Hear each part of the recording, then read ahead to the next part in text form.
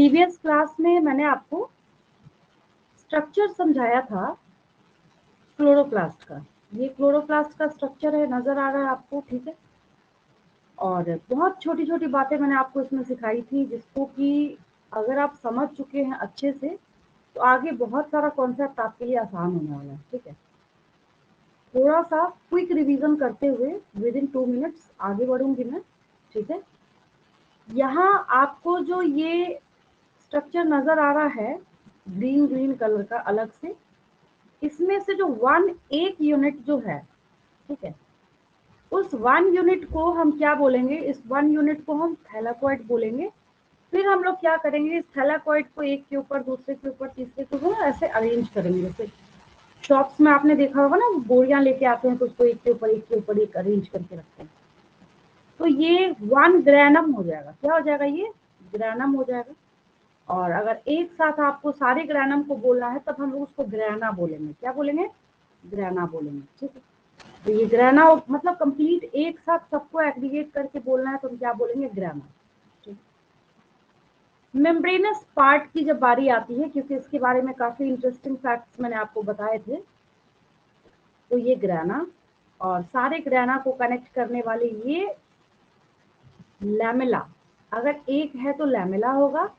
अगर हम सबको एक साथ डिनोट करना चाहते हैं तो हम लोग ये जो लैमेला लिखा है ना, इसमें ई लगा देंगे। लैमेली अगर हो जाएगा तो लैमेली बोलने का क्या मतलब हुआ, हमने उसको प्लूरल बना दिया, ठीक है।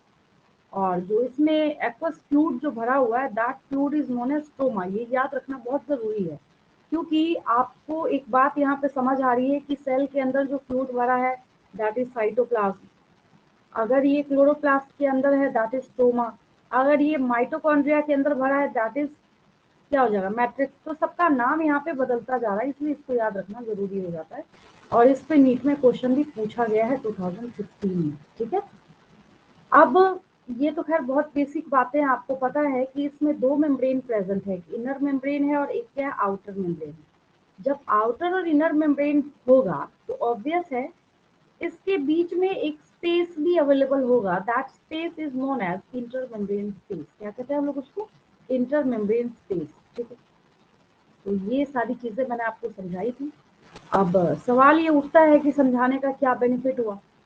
तो समझाने का ये बेनिफिट हुआ कि जब तक मैं आपको नहीं समझाती तो ये एक 1 थैलाकोइड है। क्या बोलने का मतलब है कि इसमें से एक यूनिट को हमने उठाया और उठा के हमने यहाँ पे इसको प्लेस कर दिया। इसको यहाँ प्लेस करने के बाद आपको जो ये स्ट्रक्चर दिख रहा है, ये 1 थैलाकोइड है। अब जिस बच्चे को पता ही नहीं क्लोरोप्लास्ट का स्ट्रक्चर, तो उसको मैं आगे समझाना तो बहुत दूर की बात है, उसको पहले यही बात समझ नहीं आ रही होगी ये प्रोसेस चल कहाँ रहा है। कम से कम आपसे अगर आज के बाद से कोई पूछे कि what is the site of occurrence of PS1, photo system 1 को PS1 बोला जाता है, फोटो सिस्टम 2 को PS2 बोला जाता है। आपको ऑप्शन दिया जाएगा, वहां पे लिखा जाएगा membrane of chloroplast, outer membrane of chloroplast, inner membrane of chloroplast, at the membrane of stroma lamella और at the membrane of thylakoid। तो क्या राइट आंसर होगा इसका, राइट आंसर क्या हो जाएगा इसका, मेरी आवाज जा रही मेम्ब्रेन ऑफ है, थाइलाकोइड। ठीक है, वेरी गुड। तो यहाँ पे इसका आंसर क्या हो जाएगा, मतलब आप क्विक कैसे कैच कर सकते हैं, क्यों, क्योंकि आपके पास कॉन्सेप्ट है। तो कंफ्यूजन वहां पे बिल्कुल भी नहीं होगी। अब कई बार ऐसा होता है कि बच्चे जब एग्जाम में बैठते हैं तो बार बार एक ही क्वेश्चन अराइज करते हैं, कहते हैं मैम हम तो गए थे एग्जाम देने, एग्जाम देके हम आए बट हम कंफ्यूज कर गए। कैसे कंफ्यूज कर गए, कंफ्यूजन वहां क्रिएट होगा ना जहाँ पे आपने किसी चीज को क्लियर नहीं किया होगा। तो इतना क्लियर कट आपको ये चैप्टर करना है, ठीक है। अब उसके बाद मैंने आपको पार्ट है जो क्या है, आपका मेम्ब्रेनस पार्ट है।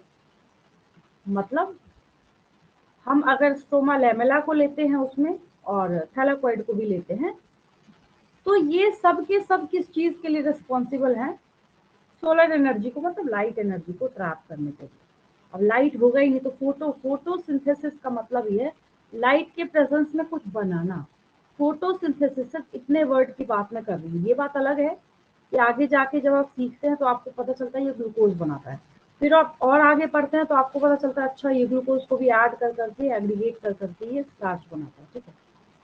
तो यहाँ पे जो सोलर एनर्जी को ट्रैप करने वाला पार्ट है दैट इज, उसको हम लाइट एनर्जी भी यहाँ पे बोल सकते हैं, बट ये कर क्यों रहा है, क्यों इतनी मेहनत कर रहा है? क्योंकि ये क्या बनाना चाहता है, एक एटीपी बनाना चाहता है और एक एनएडीपीएच बनाना चाहता है।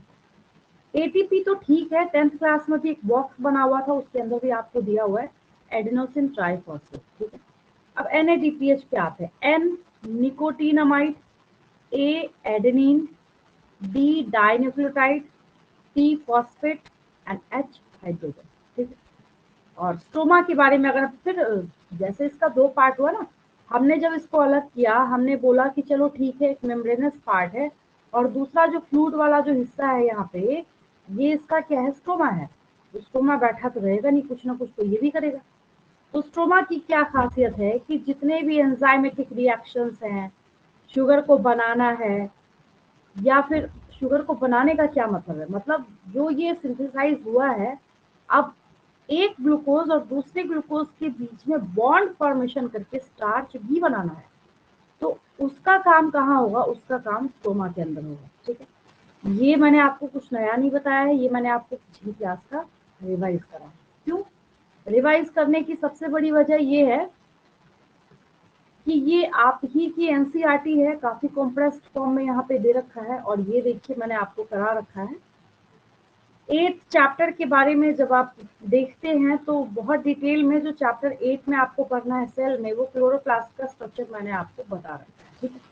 दूसरी बात जो अभी भी मैं आपको एक्सप्लेन कर रही थी कि यहाँ पे एक हमने सबके काम को डिवीजन दे रखा है कि भाई तुमको कौन सा काम करना है, तुमको कौन सा काम करना है, तुमको कौन सा काम करना है। उसी सीरीज में यहाँ पे क्या आता है कि जब हम मेम्ब्रेनस पार्ट के बारे में बात करते हैं तो आप उसके ग्रेना को भी ऐड करेंगे, उसमें स्टोमा लैमेली को भी ऐड करेंगे, ठीक है। और दूसरा इसका हिस्सा कौन सा हो जाएगा, मैट्रिक्स स्टोमा, ठीक है। अब यहाँ पे जो हम इसके काम को डिवाइड करने का काम कर रहे हैं, तो उसमें से जो आपने लिख रखा है कि इसका काम क्यों है, क्यों कर रहा है ये, क्योंकि इसको एटीपी और एनएडीपीएच बनाना है। इतना तो है कि इतना समझाने के बाद आपको इतनी लाइन समझ आ रही है। स्टोमा के अंदर क्या होगा, एंजाइमेटिक रिएक्शन होगा, ठीक। अब इसके आगे की जो बात है वो मैं आपको समझाने जा रही हूँ। इतना रिवाइज कर दिया तो आगे आपको दिक्कत भी नहीं आने वाली है, ठीक। आगे जब हम यहाँ पे बढ़ते हैं तो देखिए एक टर्म है यहाँ आपके पास, photochemical reaction. Photo means light, ठीक है। केमिकल को हमने फोटो में ऐड किया है। सवाल ये उठता है कि why are we using the term photochemical. तो फोटो मीन्स लाइट है और केमिकल, क्योंकि हम कुछ ऐसे रिएक्शंस के बारे में यहाँ पे बात करने वाले हैं जो विदाउट लाइट हो भी नहीं सकता और कोई इसको करा भी नहीं सकता। आप लाइट नहीं देंगे वो नहीं होगा, ठीक है। तो हम यहाँ पे क्या कह रहे हैं, इसको कह रहे हैं फोटोकेमिकल रिएक्शन, ठीक है। अब जो एटीपी और एनएडीपीएच आपने बनाया, तो मेरा आपसे क्वेश्चन, आपने कहाँ बनाया एटीपी और एनएडीपीएच, आपने कहाँ बनाया? इसके स्टोमा वाले पार्ट में बनाया या मेम्ब्रेनस पार्ट में बनाया? स्टोमा। एनएडीपीएच और एटीपी जो है, ठीक है, इसको आपने मेम्ब्रेनस पार्ट में बनाया है या यस स्टोमा में बनाया? Ma'am, membranes part. Membranes part. कहाँ बनाया है आपने? मेम्ब्रेनस पार्ट में बनाया। मेम्ब्रेन पार्ट, थाइलेकॉइड के। दूसरी बात, हाँ दूसरी बात ये है, जब आपने मेम्ब्रेनस पार्ट में बनाया था तो क्या लिखा था, उसको लाइट चाहिए कि नहीं चाहिए, क्या लिखा था आपने? In the presence of light. Yes ma'am. Light चाहिए उसको, आप ही बोल रहे हैं, मैं कुछ रटा नहीं रही आपको, आपके लिए मैं यहाँ पे आसान भी कर रही हूँ साथ के साथ। आपने खुद ही बोला कि लाइट के प्रेजेंस में ठीक है। फिर क्या हुआ, सोलर एनर्जी, भाई सोलर, भाई सन तो दिन में ही निकलता है ना, रात में तो निकलता नहीं है। जो आपको यहाँ पे टेंशन हुई थी, बिल्कुल आराम से स्मूथली इजी करते चलिए उसको। तो जब दिन में ही निकलेगा तो ऑब्वियस है डे टाइम में ही होगा, नाइट में तो होगा नहीं। लाइट लाइट लाइट आप तब से बोल जाते, अंधेरे में तो दिखेगा नहीं कहीं आपको, और मून इतना ज्यादा लाइट देता नहीं है कि फोटोसिंथेसिस करा लो, ठीक है। तो जो एटीपी और एनएडीपीएच का सिंथेसिस है उसको हम लोग प्लेस कर देते हैं, कहते हैं भाई तुम लाइट रिएक्शन का हिस्सा हो। यानी ऐसे सारे रिएक्शंस जो कि एटीपी और एनएडीपीएच बनाने का काम करते हैं, एटीपी और एनएडीपीएच बनाने का काम करते हैं, हम उसको बोलेंगे कि तुम लोग लाइट रिएक्शन के पार्ट हो, लाइट रिएक्शन के अंदर ये सब कुछ होता है। पिछली क्लास में मैंने आपको पूछा था कि जो मेम्ब्रेनस पार्ट है वो क्या करता है, तो आपने बोला कि ट्रैपिंग ऑफ सोलर एनर्जी करता है, ठीक है। फिर मैंने आपसे पूछा था कि इसका प्रोडक्ट क्या है, तो आपने आंसर किया था एटीपी एंड एनएडीपीएच, ठीक है। अब इसमें एक और क्वेश्चन मैं ऐड कर रही हूँ आज के कॉन्सेप्ट के बेसिस पे कि what are the products of the light reaction और फोटोकेमिकल रिएक्शन। लाइट रिएक्शन का ही दूसरा नाम फोटोकेमिकल रिएक्शन है। जैसे पानी है ना, उसको आप जल भी बोलते हैं, नीर भी बोलते हैं, हिंदी में ही अगर पर्यायवाची करें हम तो बहुत सारे टर्म्स हम यूज करते हैं, बहुत सारे शब्द यूज करते हैं, ठीक है। तो एग्जैक्टली उसी तरीके से लाइट रिएक्शन का ही दूसरा नाम फोटोकेमिकल रिएक्शन है, कोई दूसरी चीज नहीं है, ठीक है। लेकिन अगर हम यहाँ पे बात करें स्टोमा के अंदर जो इसका मेटाबॉलिज्म है, मेटाबॉलिज्म मतलब और भी बहुत सारे काम होते हैं, सिर्फ ऐसा नहीं सोलर एनर्जी को ट्रैप करके बैठ गया। जैसे एज फॉर एग्जाम्पल आप शॉपिंग करने गए, मॉल में गए, तो बहुत आजकल तो वही ट्रेंड चला हुआ है, जितने जरूरत का सामान है एक ही जगह मिल जाता है, आपका टाइम भी सेव होता है, तो लोग ज्यादा प्रेफर करते हैं, ठीक है। आप गए, आप सारा सामान उठा के लेके आए और किचन का सारा सामान उठा के लेके आए, लेकिन वो रखा हुआ है, आपको नहीं पता उसका करना क्या है, तो क्या कोई यूज है उसका? आपके पास शुगर है, आपके पास मिल्क है, आपके पास टी है, सब कुछ है, चाय की पत्ती, सब कुछ है, आपको पता ही नहीं चाय बनती कैसे, कोई फायदा है उसका? मुझे बताइए, No. कोई नो बेनिफिट मैम। है? नहीं, कोई यूजलेस है। तो सोलर एनर्जी को ट्रैप करके, जैसे आप राशन का सामान लेके अपने घर पे आए, लाके आपने रख दिया, तो रखने से क्या होगा? उससे भी इम्पोर्टेंट पार्ट यहाँ पे क्या है, उससे भी इम्पोर्टेंट पार्ट है कि कैसे उसको वहां पे सिंथेसाइज किया जाए। ये सबसे बड़ी बात है, समझने वाली बात है यहाँ पे। कई बार ऐसा होता है, लोग एक मिसकंसेप्शन पाल के रखते, कहते हैं अच्छा डार्क रिएक्शन में कुछ नहीं होता। आप लोगों से पूछ के देखिएगा जो बच्चे पढ़ रहे हो, तो कहते हैं लाइट रिएक्शन में कुछ बनता है, डार्क रिएक्शन में कुछ बनता ही नहीं। बट बहुत सारा वर्क ऐसा होता है जिसके बैकग्राउंड का वर्क जो है वो ज्यादा हैवी होता है, बट लोगों को दिखता नहीं। जैसे आपने एक बर्थडे फंक्शन जो है वो ऑर्गेनाइज किया, आपने व्यवस्था की वहां पे कि 100 लोग जो है वो खा पी सके। आपको क्या लगता है ये कैसे चुटकी बजाया, सुबह उठे और हो जाता है? नहीं। अगर आप 100 लोगों को ऑर्गेनाइज करें तो एटलीस्ट 15 डेज 10 डेज इतना टाइम आपको लगता है। पीछे का फंक्शन भले 1 घंटे का, तो यहाँ पे ऐसे ट्रैप करके रख लिया है तो ठीक है, वहां तक अच्छी बात है। लेकिन डार्क रिएक्शन के बारे में बोला जाता है, आप अभी रात के टाइम मैं आपको क्लास दे रही हूँ, ठीक है, आप मेरे से पढ़ रहे हैं, पढ़ाई कर रहे हैं। अभी अगर आपको घर के गमले में कोई पौधा दिख रहा होगा तो आप बोलेंगे अच्छा अभी तो सनलाइट है नहीं, ऐसा लगता है कि ये क्या होगा, कुछ नहीं कर रहा, ठीक। बट एक्चुअली जो दिन भर उसने लिया, दिन भर जो सोलर एनर्जी उसने ट्रैप किया, ग्रास्प किया, लिया, क्या करेगा उसका? उसको करना क्या है? एक ही काम करना है, क्या? अब उस लाइट एनर्जी का इस्तेमाल करके उसको अपने अंदर के मेटाबॉलिज्म को कैसे रेगुलेट करना है। क्योंकि जो प्रोडक्ट बनाया, मैंने आपको बार बार रिपीट करा है, मेरे ख्याल से 100 टाइम्स मैं बोल चुकी हूँ जब से ये टॉपिक मैंने स्टार्ट करा है। ATP and NADPH are the products of light reaction. अब आपके पास आपकी बॉडी में एनर्जी नहीं होगी, अब एक कोमा पेशेंट है, उसके पास कोई एनर्जी नहीं, यूजलेस है। कोमा पेशेंट की कोई वैल्यू है क्या? अगर कोई 1 साल 1.5 साल कोमा में रहे तो खुद के रिश्तेदार भी मनाने लगते, भगवान इसको उठा लो, है या नहीं? भाई जब कोई पर्सन हिल नहीं सकता, कोई काम नहीं कर सकता, बोल नहीं सकता, अपने आप को एक्सप्रेस नहीं कर सकता, जस्ट क्या हो गया वो, मतलब रोबोट में भी आजकल उतनी एक्टिविटी होती है, वो क्या है? अगर हम बात करें नेचर के हिसाब से, तो नेचर के लिए क्या है, वो यूजलेस है, कोई यूज ही नहीं है उसका। तो एटीपी और एनएडीपीएच जो यहाँ पे बनाया है, जैसे एक ह्यूमन बॉडी बिना किसी फंक्शन के यूजलेस है। एग्जैक्टली उसी तरीके से the products of light reaction that is ATP and NADPH are very important for performance of all the metabolic activities of the dark reaction. Dark reaction की जितनी भी मेटाबॉलिक एक्टिविटीज है यहाँ पे कैसे काम करेगा, एनर्जी लेगा तभी तो काम करेगा। तो ये जो एनर्जी लेके यहाँ पे इसको काम करना है तो क्या बोलेगा, बोलेगा भाई सुबह जो जो काम किया है, जो जो प्रोडक्ट तुमने बनाया है वो मुझे दो, ये सुनो। तब ATP और NADPH जो है वो दिया जाएगा, बोला जाएगा लो मैंने दिन भर में ये बनाने का काम किया, तुमको जो करना है तुम करो, ठीक है। तो ATP और NADPH का इस्तेमाल करके जो बाकी के मेटाबॉलिक एक्टिविटीज डार्क के टाइम में भी, डार्क बोलने का ये मतलब है जब इसको सनलाइट अवेलेबल नहीं है तब भी वहां पे रिएक्शन हो रहे हैं। और कैसे रिएक्शंस हो रहे हैं, तो कार्बन रिएक्शंस तो हर जगह बोला जाएगा। कार्बन रिएक्शंस इसलिए बोला जाएगा, पूरे बायोमोलिक्यूल्स में मैंने आपको सिखा रखा है what is the importance of carbon in our whole living system. हमारे पूरे लिविंग सिस्टम में एक्चुअली जो कार्बन है उसकी इम्पोर्टेंस क्या है। पूरी ऑर्गेनिक केमिस्ट्री जो है आप लिविंग सिस्टम के अंदर समा सकते हैं, ठीक है। मैंने आपको बायोमोलिक्यूल्स के अंदर एक बहुत अच्छा टेबल कराया था जहाँ पे आपने कंपेयर करके देखा था, जहाँ पे आपने कंपैरिजन देखा था। हमने क्या कंपेयर किया था उसके अंदर, हमने उसके अंदर कंपेयर किया था कि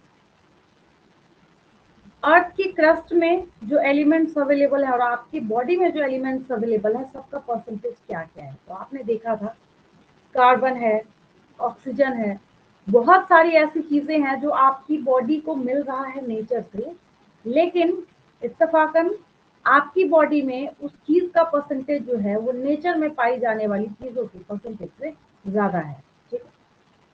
तो कार्बन रिएक्शन तो इसलिए है क्योंकि जो प्रोडक्ट बन रहा है C6H12O6 दैट इज ग्लूकोज।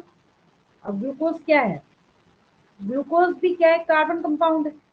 तो कार्बन से ही आप बना रहे हैं, तो जिस वजह से इसको नाम किस चीज का दिया जाता है, कार्बन रिएक्शन। अब यहाँ पे देख लीजिए कि डार्कनेस से इसको डायरेक्टली कोरिलेट नहीं किया जाता है, बस इतनी सी बात है। आप अगर लाइट, एक चीज और है जो सबसे बड़ा मिथ है बच्चों के दिमाग में, वो मुझे क्लियर करनी है यहाँ पे। सबसे पहली बात, सबसे फर्स्ट थिंग, आपको क्या लगता है कि सनलाइट है और सनलाइट जब आ रहा है तो सोलर एनर्जी ट्रैप हो रहा है। सोलर एनर्जी ट्रैप हो रहा है तो बस सोलर एनर्जी के ट्रैपिंग का ही काम हो रहा होगा, ग्लूकोज के बनने का काम नहीं हो रहा। आप यहाँ पे फर्क समझिए, ये काम सनलाइट में भी हो सकता है और सनलाइट के एब्सेंस में भी हो सकता है। यहाँ सिर्फ इतना बोलने का मतलब है these reactions are not dependent on light। बस इतनी सी बात है कि हम इसको बिना लाइट के भी करा सकते हैं। इसका कतई बोलने का मतलब नहीं है कि जब होगा तो अंधेरे में ही होगा, पौधा बैठा रहेगा बोलेगा अच्छा जब अंधेरा होगा तभी ग्लूकोज बनाऊंगा मैं। तो मैं इतना जो एक्सप्लेन कर रही हूँ सबसे, आपको क्रिस्टल क्लियर हुआ what are the differences between light reaction and dark reaction? Yes ma'am. Clear हुआ आपको? मेरी बात Yes, समझ आई? Yes ma'am. हाँ बिल्कुल क्रिस्टल क्लियर। हाँ, लाइट रिएक्शन डार्क, बहुत सारे मिथ्स हैं इसके बारे में। डार्क रिएक्शन का नाम सुना ही बच्चे बोलेंगे अच्छा ये तो डार्क में ही होगा, डे में तो। सिंपल सा बोलने का मतलब है कि होगा वो हमेशा।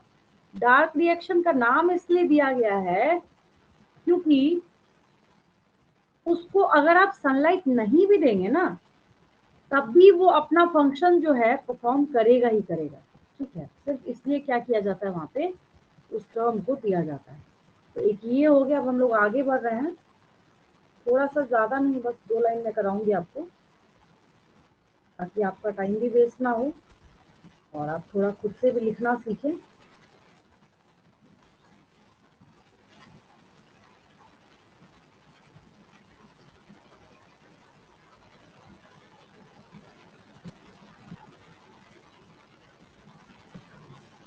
सबसे बड़ी चीज है कि अगर आप अपने दिमाग में एक चीज बिठा के रखते हैं हमेशा के लिए कि ये पूरा का पूरा जो चैप्टर है उसकी क्या, जैसे हम डाइजेशन सीखते हैं ना, ह्यूमन डाइजेशन, कि हाँ फूड जो है वो कहाँ से कहाँ, कैसे से कैसे, किस तरीके से जा रहा है, कहाँ जा रहा है। तो एग्जैक्टली उसी तरीके से जब आप सीख लेंगे इस पूरी फिजियोलॉजी को, फिर कोई चीज मुझे नहीं लगता इसमें रटने वाली है। दिमाग में ना वहम पाल रखा है बच्चों ने कि रटना है रटना है रटना है। सबसे इजीएस्ट फॉर्म में यहाँ आपके पास अवेलेबल है डिफरेंसेस बिटवीन। मैं एक बार एक्सप्लेन कर देती हूँ, जो है एक्सप्लेन तो मैं कर चुकी हूँ, बस मैं एक बार आपको रिकॉल करा देती हूँ, ऐसा बोल सकती हूँ, क्योंकि आप इसमें से सब कुछ सीख चुके हैं और कुछ ऐसी चीजें हैं जो इनडायरेक्ट वे में बोली गई शायद आपको समझ ना आए, मैं आपको समझा दूँ। चलिए देखिए, लाइट रिएक्शन और डार्क रिएक्शन आपके एग्जाम में आएगा। कुछ ऐसे बच्चे होंगे जिनके एग्जाम में ये चैप्टर आया होगा, तो ये क्वेश्चन भी आया होगा। एक Z scheme, differences between light reaction and dark reaction. अगर एग्जामिनर सोचे कि क्लोरोप्लास्ट एक ऐसा पार्ट है जो सेल चैप्टर में भी है और इस फोटोसिंथेसिस चैप्टर में भी है, तो हम बच्चों को थोड़ा सा दे देते हैं चेक करने के लिए, दोनों ही चैप्टर इसमें कवर हो जाता है, तो आपको क्लोरोप्लास्ट का स्ट्रक्चर भी एक्सप्लेन करने को दिया जाता है। बट मेरे हिसाब से वो बहुत आसान, बहुत ईजी हो जाता है समझने के बाद। सबसे बड़ा जो चैलेंजिंग जॉब है, दोनों के बीच में डिफरेंस को क्रिस्टल क्लियर करके रख लिया, एक बार याद करके रख लिया कि हाँ भाई क्या क्या चीजें हैं ऐसी जो कहाँ बन रही है और कहाँ इस्तेमाल करी जा रही है, तो उसके बाद आगे का जो काम है बहुत आसान हो जाएगा आपके लिए। ठीक है, लाइट रिएक्शन के बारे में हम लोग बात करते हैं। लाइट रिएक्शन के बारे में आपने क्या देखा कि ग्रैना में होगा क्लोरोप्लास्ट, ग्रैना की बजाय अगर आपका मन करे, अगर आप लिख रहे हैं यहाँ पे, it occurs in the membranes part of the chloroplast. बिल्कुल सही है, कोई गलती नहीं है, आपके पास कॉन्सेप्ट है, बहुत बड़ी बात है। ठीक है, अब इसका हम उल्टा मेम्ब्रेनस बचा। पार्ट ऑफ थाइलाकॉइड भी लिख सकते हैं। हाँ वो भी लिख सकते हैं, लेकिन थैलाकोइड थैलाकोइड थैलाकोइड जोड़िएगा तो ग्रहणा हो जाएगा, तो हम ज्यादा एग्जैक्ट क्या करते हैं, ग्रहणा लिख देते हैं। समझ गए, ये चीज हो गया। डार्क रिएक्शन के बारे में बात करते हैं, तो ये कहाँ होगा, स्टोमा में होगा। कहाँ होगा, स्टोमा में। सबसे बड़ी बात, सबसे बड़ा और मेजर डिफरेंस भाई कहाँ होता है, कोई भी डिफरेंस स्टार्ट तो वहीं से होगा ना। ठीक है, लाइट रिएक्शन की, हाँ light reaction is dependent on light, on availability of light. लेकिन ये डार्क रिएक्शन जो है ये कभी भी हो सकता है, आप इसको लाइट दें लाइट ना दें, दोनों ही कंडीशन में होगा। ये सबसे बड़ा मिथ है। बच्चों को बोलिएगा वो डिफरेंस लिख के दिखाओ, बच्चा लिखेगा it occurs in light, it occurs in darkness, कोई मतलब ही नहीं है उसको डार्कनेस से। आप लाइट देंगे तब भी होगा, आप लाइट नहीं देंगे तब भी होगा, मतलब ये लाइट इंडिपेंडेंट है। इतनी सी बात आपको याद रखनी। अब इसके बाद जब आगे बढ़ते हैं हम लोग, तो लाइट रिएक्शन जो है ये लाइट एनर्जी को तो खैर ले ही रहा है। क्या कर रहा है ये, लाइट एनर्जी को वहां पे ले ही रहा है। और लाइट रिएक्शन एब्जॉर्ब्स, एब्जॉर्ब्स बोलने का क्या मतलब है यहाँ पे, कि किस चीज का ये इस्तेमाल करेगा। तो यहाँ जो ऑक्सीजन लिखा हुआ है, ऑक्सीजन की बजाय यहाँ पे कार्बन डाइऑक्साइड कर लेंगे, क्योंकि हम प्लांट में पढ़ाई कर रहे हैं, भुवन का पढ़ाई हम कर नहीं रहे, यहाँ पे क्या कर लेंगे, कार्बन डाइऑक्साइड।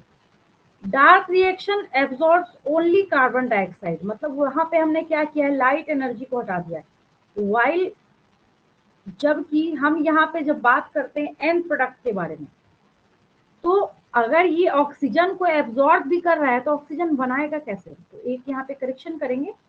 और यहाँ पे क्या है, सिर्फ उसको कार्बन डाइऑक्साइड से मतलब है। कैसे कार्बन डाइऑक्साइड का यूज किया जाएगा, उसके लिए मैं आपको बहुत सारा साइकिल सिखाऊंगी। ठीक है, जैसे अगर केल्विन साइकिल की हम बात करें, आपको पैनिक नहीं होना है कि एक मैम ने नया ऐड कर दिया इसके अंदर, बस मैं एक छोटी सी बात आपको बताती हूँ।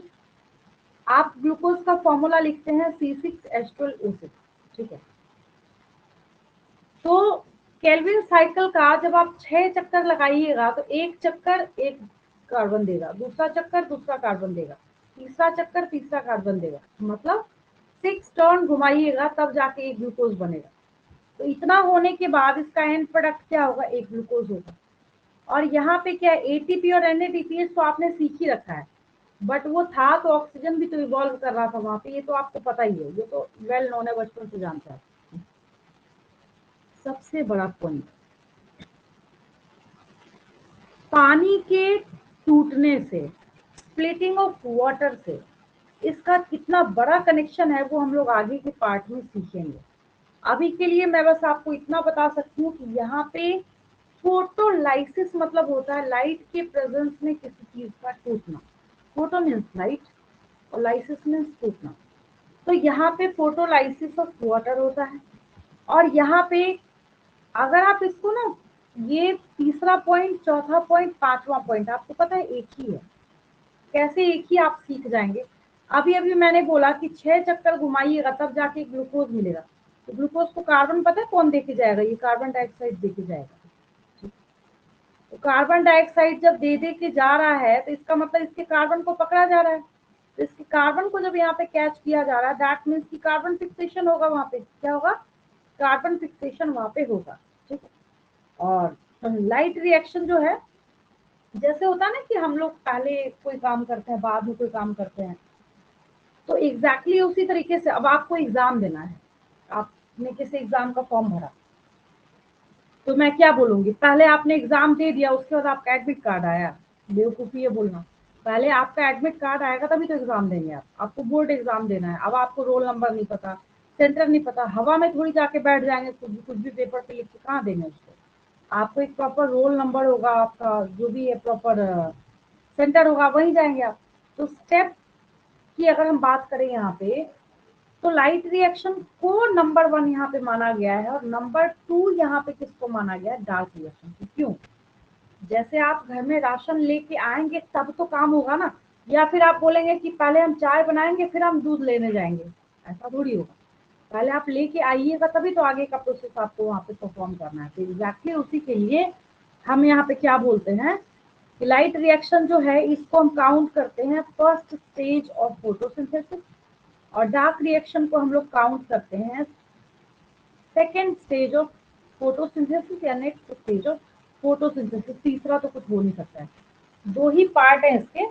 दो पार्ट में कौन कौन से? एक लाइट रिएक्शन है, दूसरा डार्क रिएक्शन है। ठीक है, क्रिस्टल क्लियर है सबको ये?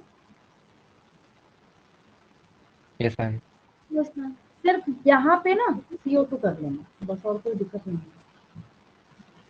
ये वाला जो पार्ट है बस इसका करेक्शन करेंगे, बाकी सब ठीक है। ठीक है, और इसी फॉर्मेट में लिखना है। मैम मतलब आपको 3 लाइट और मार्क्स का। डार्क रिएक्शन दोनों ही CO2 को एब्जॉर्ब कर रहा है। हाँ, तभी देखिए यहाँ पे क्या किया हुआ है। सिर्फ ये क्या कर रहा है, ओनली CO2 लिखा है। ओनली CO2 का क्या मतलब है? आप अपना खुद भी कॉमन सेंस जब आप लगाएंगे, लाइट एनर्जी एब्जॉर्ब लेगा किसको? CO2 को लेगा, और वहां पे ऑक्सीजन, तभी तो एंड प्रोडक्ट ऑक्सीजन बनाएगा, यस है या मैम। नहीं? है ना? तो यहाँ पे ओनली CO2, ओनली क्यों लिखा? यानी यहाँ पे जब दोनों था एक माइनस करेगा तभी तो ओनली आएगा। समझ गए? तो यहाँ पे प्रिंटिंग एरर है, इसको सही कर लेंगे बस। चलिए आगे बढ़े हम लोग। Yes ma'am. तो ये मैंने आपको तभी पिछली क्लास में मैंने बोला था, आपको लीव करने के पहले मैंने बोला था कि आपकी एनसीईआरटी में 2 लाइन्स लिखी हुई हैं, बट इतना छोटा है नहीं जितना छोटा आपको नजर आ रहा है, देखने में जितना छोटा आपको लग रहा है। इसके ऊपर जो है प्रॉपर डिस्क्रिप्शन में आपको नेक्स्ट क्लास में दूंगी। तभी मैंने आपको बोला था, तो अब जाके मैंने आपको आपके बुक का एक पार्ट जो है वो क्लियर कराया। ठीक है, क्लोरोप्लास्ट का स्ट्रक्चर तो मैंने आपको पहले करा रखा है, सबसे बड़ा चैलेंजिंग जॉब, जिससे कि मतलब सारे पार्ट तो वैसे ही हैं। ऐसा नहीं है कि आप सोचिए मैम तो हर बात नहीं लगता है कि हैरेस करने के लिए हमें बार बार एक ही बात बोल रही है कि टफ है टफ है। टफ की बात नहीं है, नहीं समझे तो टफ है, समझ गए तब तो खैर आसान है, इसमें कोई दिक्कत नहीं। आपके स्कूल से आपको एक प्रैक्टिकल बुक मिली होगी। ठीक है, सबसे पहले मैं आपको समझा दूं, ऐसे हवा में करने का तो कोई फायदा है नहीं। प्रैक्टिकल बुक में आज जाके देखिएगा, आपके पास अवेलेबल होगी। उसमें मैम अभी आपको तक एक मिला नहीं है। ऑनलाइन भी सर्च कीजिएगा, आपको मिल जाएगा। नहीं मिला है तो इत्तेफाक की बात है, क्योंकि आपकी जो मार्किंग स्कीम है तो उसमें 30% मार्क्स कौन लेके जा रहा है? आपका 30% मार्क्स जो है वो प्रैक्टिकल लेके जा रहा है आपका, है ना? चलिए, एक एक्सपेरिमेंट है, मैं शो कर देती हूँ पहले आप। ताकि आपको समझ आए कि मैम हमें रटा नहीं रही हैं, एक्चुअल में ऐसा ऐसा होता है। चलिए, बहुत बढ़िया बढ़िया इमेजेस अवेलेबल है हमारे पास, हम लोग इसकी हेल्प लेते हैं।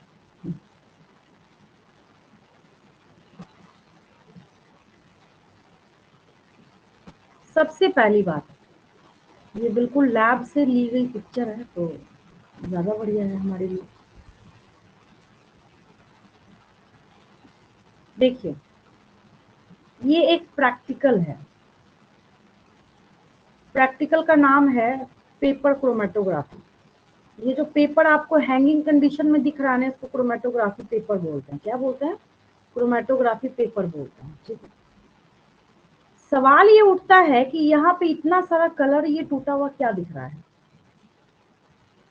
तो उसका आंसर ये है कि आपको एक नॉर्मल सा दिखने वाला, आपको एक नॉर्मल सा दिखने वाला कोई भी अगर प्लांट का टिश्यू मिलता है, ठीक है, तो उस प्लांट के टिश्यू में आपको कौन सी बात नजर आती है कि क्लोरोफिल के भी बहुत सारे पिगमेंट्स जो हैं उसमें अवेलेबल होते हैं। मतलब एक अकेला वहां पे सिर्फ ऐसा नहीं कि हम कॉपीराइट करके दे दे, हम बोले बस बस क्लोरोफिल ए ही प्रेजेंट होगा और कुछ होगा ही नहीं यहाँ पे, ऐसा तो बिल्कुल भी नहीं। ठीक है, ये कंफ्यूजन तो रखना ही नहीं दिमाग में। देखिए,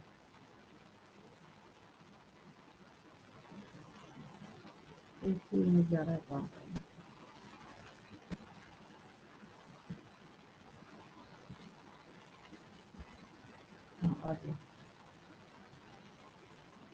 सपोज कीजिए हमने क्या किया, यहाँ पे एक लीफ लिया और लीफ लेके, ऐसा ही क्रोमेटोग्राफी पेपर होता है। इसी के लिए आपको एक ग्राफ मैं समझाने वाली हूँ, समझेंगे ध्यान से। जहाँ समझ नहीं आएगा वहाँ इंस्टेंटली मुझे बीच में बोलेंगे और पूछेंगे भी मेरे से, जहाँ भी आपको समझ नहीं। तो आपने क्या किया, एक लीफ को लिया और लीफ को लेने के बाद उसको जैसे मिक्सर ग्राइंडर में डाल के, और हम क्या करेंगे, जैसे चटनी बनाते हैं ना, पूरा ग्राइंड कर देंगे, समझ गए?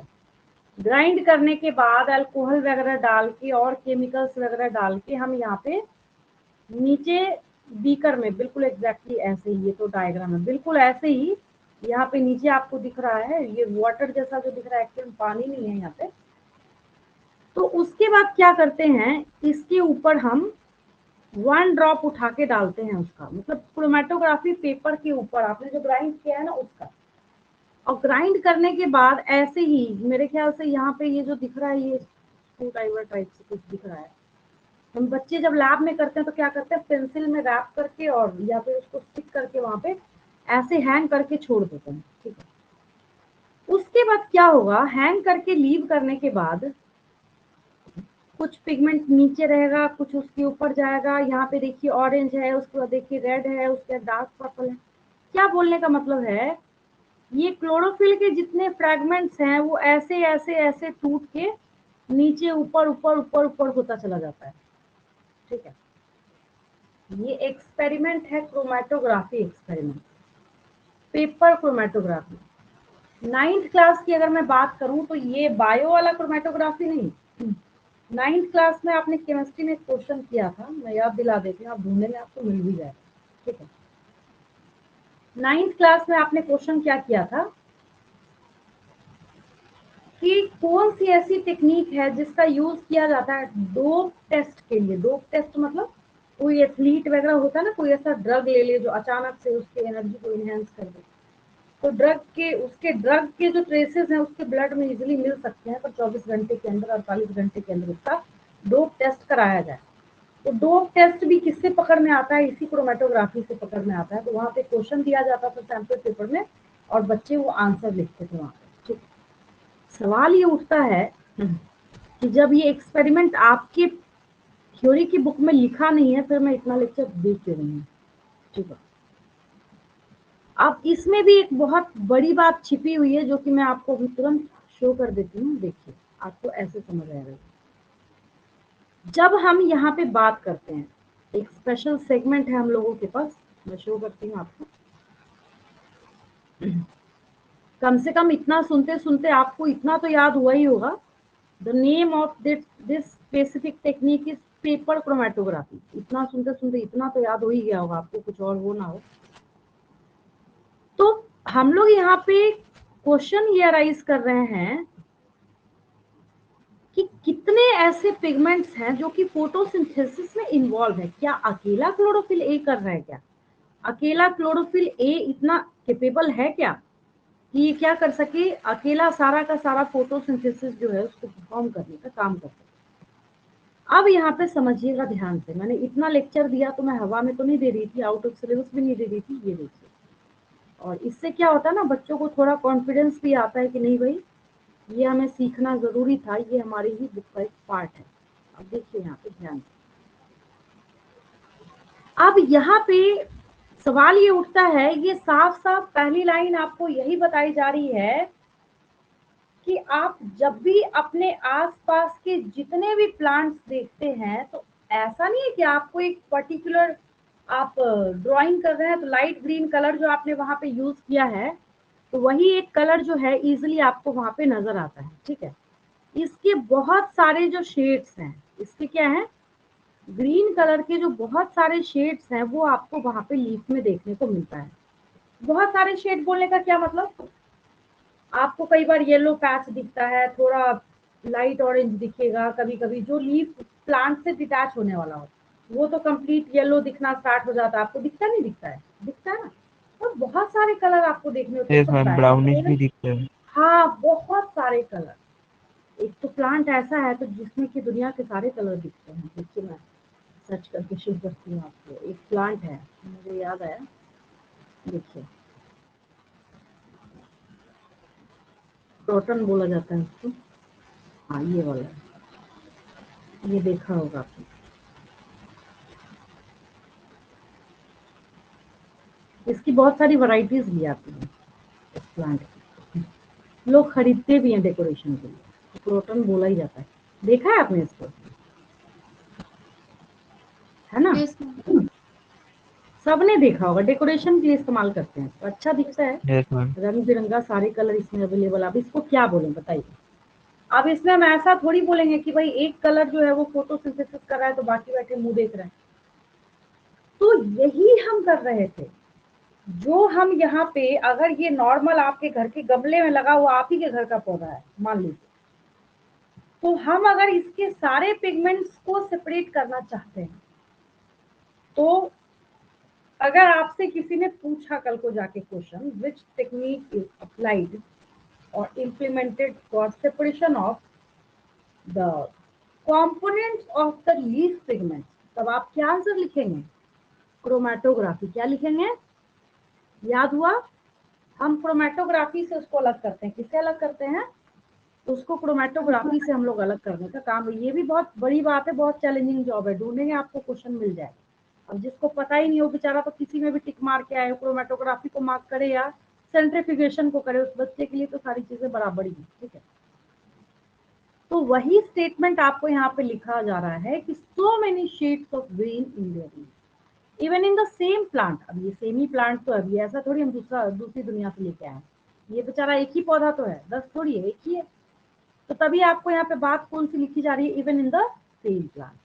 We can look for an answer to this question by trying to separate the leaf pigments of any green plant through paper chromatography. जहां एनसीईआरटी बुक लेके आप बैठे हैं इसको अंडरलाइन करना, बन गया एक नीट का question. Which technique is applied for separation of leaf pigments?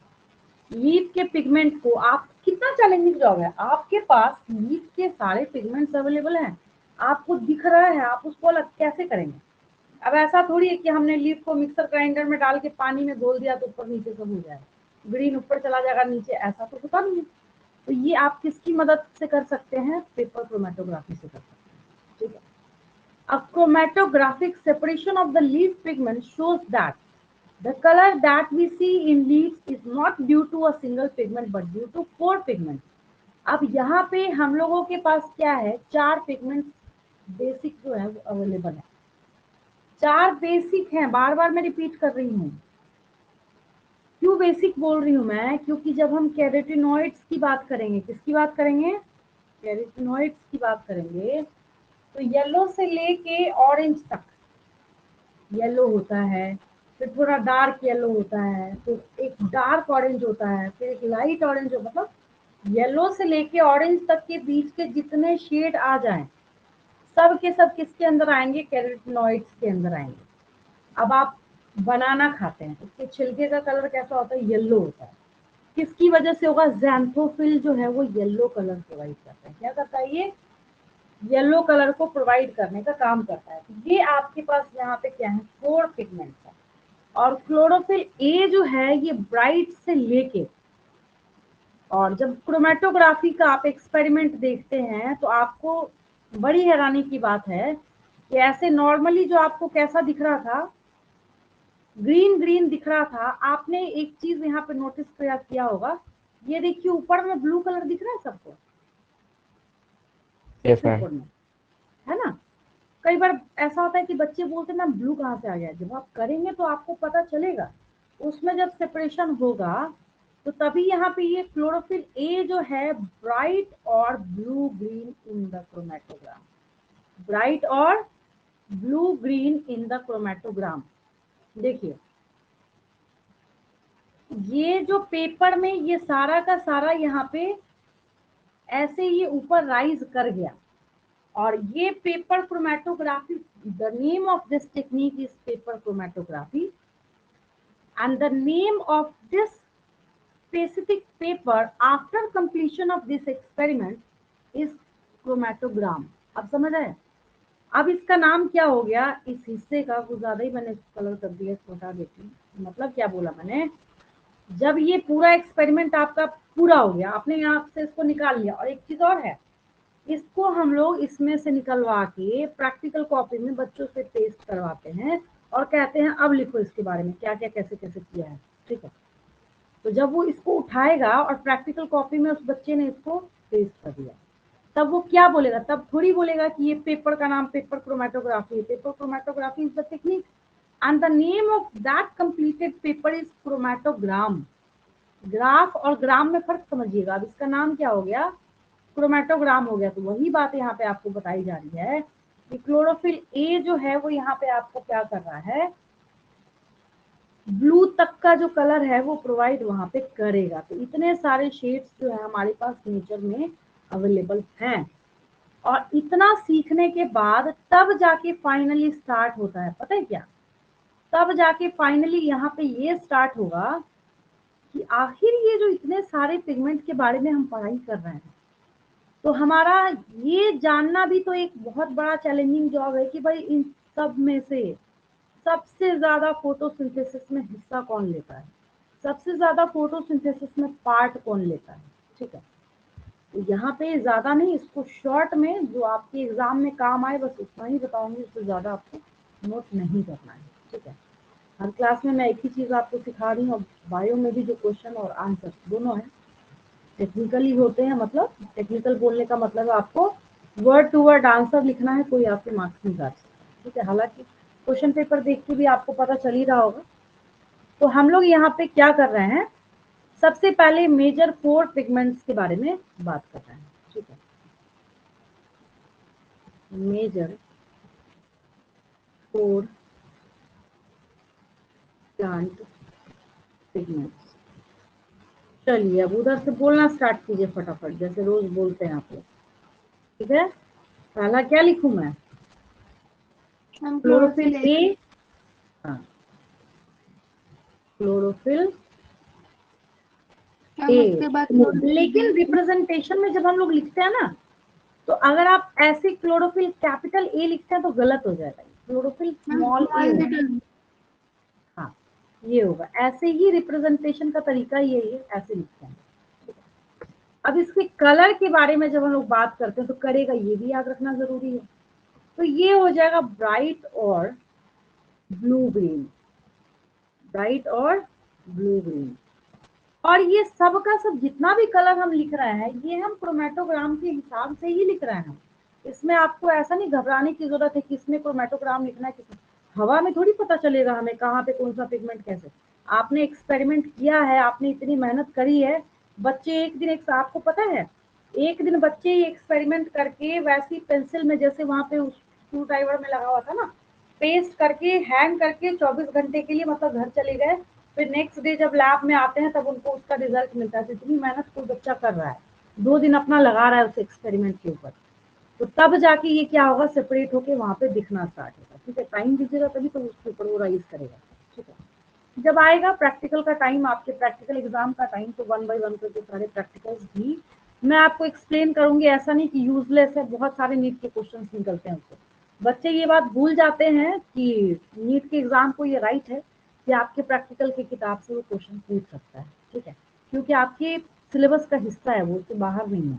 ठीक है, तो ये क्लोरोफिल ए की बात करी हमने। अब आगे हम लोग चलते हैं क्लोरोफिल बी। बी। ठीक है, छोटा वाला बी लिखेंगे, ऐसे ही रिप्रेजेंटेशन तो ऐसे ही होगा। अब बी के बारे में जब हम लोग बात करते हैं तो ठीक है, थोड़ा सा येलो के साथ क्या है, मतलब ना तो हम येलो बोल सकते हैं ना ग्रीन बोल सकते हैं, होता है ना बिल्कुल लाइट शेड वाला जो ग्रीन होता है। ठीक है, तो वो क्या हो गया वहां पे, चलो भाई ठीक है, क्लोरोफिल बी है। ठीक है, अब ज़ैंथोफिल जो है वो येलो कलर देगा। ज़ैंथोफिल क्या करेगा, येलो कलर देगा। ठीक है, ये रहा आपका XANTHOPHYLL। अच्छा, सबके पीछे एक कैरोटिनॉइड्स को छोड़ के, ठीक है, ऐसा नहीं कि उसमें भी मैं बोल रही हूँ, वो तो ठीक है, अलग से नाम। PHYLL, इस वर्ड का मतलब क्या है बायो में? Ma'am leaf. हाँ, वेरी गुड।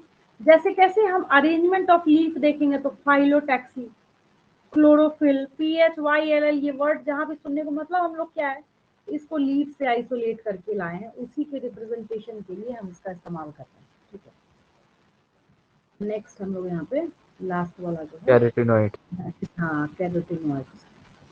कलर बहुत इज सारे ऑरेंज। शेड्स, बहुत सारे शेड्स जो है ये मतलब प्रोवाइड करता है हम लोगों को। ठीक है, तो यहाँ पे येलो से आगे मतलब कौन से, रेड वाले की तरफ, एक डार्क ऑरेंज जो रेड जैसा जो हो जाता है ना, वहां तक के बारे में जब हम लोग उस रेंज तक जब हम वैरी करेंगे तो सब कैरोटिनॉइड्स के अंदर चला जाएगा।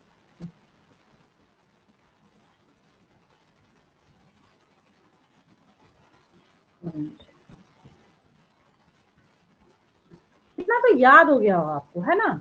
याद हुआ सारे बच्चों को? Yes ma'am. हो गया ना? चलिए, याद हो गया तो बहुत अच्छी बात है। तो मैंने आपको इतनी एक्सप्लेनेशन दी है, और मैंने अब आपको समझ आ रहा होगा कि वो क्रोमेटोग्राफी भी आपको समझाना जरूरी था, ताकि आपको ये पता चले कि हाँ भाई, उतना एक्सपेरिमेंट, उतनी मेहनत आप करेंगे तब आपको ये सारे जो पिगमेंट्स आपको देखने को मिलेंगे। अगर आपके पास लैब होगा तो क्रोमेटोग्राफी पेपर वगैरह ला के, और हालांकि केमिकल्स भी चाहिए होंगे तो लैब में ज़्यादा बेटर आप कर सकते हैं। एक्सपेरिमेंट एक बार कर लेंगे तो और अच्छा क्वेश्चन क्लियर आपको हो जाएगा। ठीक है, अब यहाँ पे अब हम क्या करने वाले हैं, अब आपको समझना है ध्यान। अब ये जो सारे पिगमेंट है आपके पास, सारे पिगमेंट बोलने का क्या मतलब हुआ, आपके पास जो क्लोरोफिल ए है, देन आपके पास क्या है, क्लोरोफिल बी है।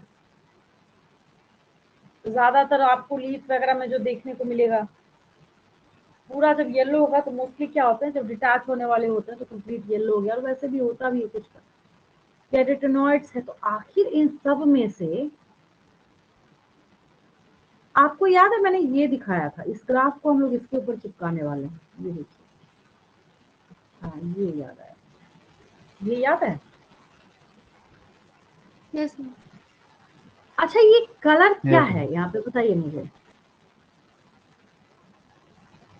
ये कलर्स जो आपको यहाँ पे नजर आ रहे हैं, ये किस चीज के रिगार्डिंग दिखाया जा रहा मैम है? ये जो विजुअल। कलर्स हैं, ये मतलब आप जब रेनबो कलर बनाते हैं तो यही तो है, बचपन में क्या पढ़ा है आपने, वॉयलेट है, इंडिगो है। ठीक है, उसके बाद क्या है आपके पास, ब्लू है, ग्रीन है, येलो है, ऑरेंज है, रेड है, यही तो है रेनबो कलर। अच्छा, इसका क्या मतलब हुआ, ये रेनबो कलर आया कहाँ से, जब आपने, आप फिजिक्स में भी एक प्रैक्टिकल है, आप प्रिज्म से जब आप व्हाइट लाइट को स्प्लिट कराते हैं तो बहुत अच्छा पेपर से ये सारा जो पिगमेंट है वो टूट के नजर आता है। ऐसे घर में भी कई बार होता नहीं कि कुछ ग्लास का या कोई ऐसी चीज होती है, हम सनलाइट के सामने रखते हैं तो वो क्या होता है, वहां से स्प्लिट होकर आपको सारे रेनबो कलर उसमें दिखने लगता है, मतलब व्हाइट लाइट जो अपने जितने कंपोनेंट्स उसमें टूट गया। समझना है बहुत ध्यान से, बार बार मैं रिपीट कर रही हूँ, दोनों को जोड़ने वाले हैं। जोड़ने का क्या मतलब है, नीचे वेवलेंथ लिखा हुआ है, नीचे क्या लिखा हुआ है, वेवलेंथ लिखा हुआ है। 400 है, 450 है, 500 है, 550 है, 600 है, 650 है, 700 है, यानी 400 से लेके 700 तक नीचे वेवलेंथ लिखा हुआ है, ये याद रखना जरूरी है।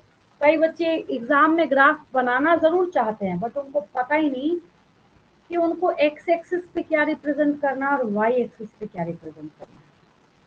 तो यहाँ पे सबसे बड़ा चैलेंजिंग जॉब है कि आपको ये याद रखना है कि 400 से लेके 700।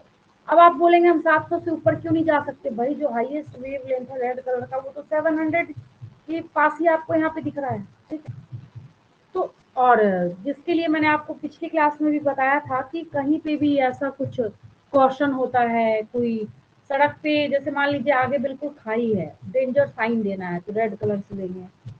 कहीं पे रेलवे ट्रैक में कोई गड़बड़ी हुई, खराबी हुई, किसी बंदे ने देख लिया, तो ऐसे तो मूवीज वगैरह में भी आपने देखा होगा, स्टोरीज में भी सुना होगा, तो रेड कपड़े का इस्तेमाल करते हैं रोकने के लिए। लोग जानते ही है कि भाई ये क्या है, खतरे का, डेंजर का साइन है। आखिर डेंजर का साइन इसी को क्यों बनाया, किसी और कलर को भी बना सकते थे, ग्रीन बना लेते, येलो बना लेते, ब्लू बना लेते, इतने अच्छे अच्छे कलर अवेलेबल है नेचर में, पूरा नेचर ग्रीन कलर से भरा पड़ा है। बट हम और किसी कलर को नहीं सिलेक्ट कर रहे हैं, हम किसको ले रहे हैं, रेड को ले रहे हैं। वाई, क्योंकि रेड कलर का वेवलेंथ जो है वो बहुत ज्यादा है, बहुत ज्यादा मतलब सबसे ज्यादा है। तो अब अगर हम क्या करें, मैम क्लोरोफिल बहुत ए दूर से को, उसका विजिबिलिटी मिलता है हाँ देखने इसी में। वजह से वेवलेंथ ज्यादा होने की वजह से सबसे दूर से सबसे पहले और सबसे अच्छा आपको रेड ही कलर दिखता है। तभी जो ट्रैफिक सिग्नल वगैरह है उसमें क्या करते हैं आप, यही सब कलर का यूज करते हैं। रेड है, येलो है, ग्रीन है। रेड क्यों, तो स्टॉप, येलो मतलब वेट कीजिए, ग्रीन मतलब जाना, यही ना, ये सारे कलर आप यूज करते हैं। खैर हम लोग ट्रैफिक रूल तो पढ़ नहीं रहे, आगे बढ़ते हैं। देखिए तो सवाल ये उठता है कि ये जो ग्राफ आपको यहाँ पे नजर आ रहा है इसका क्या करना है।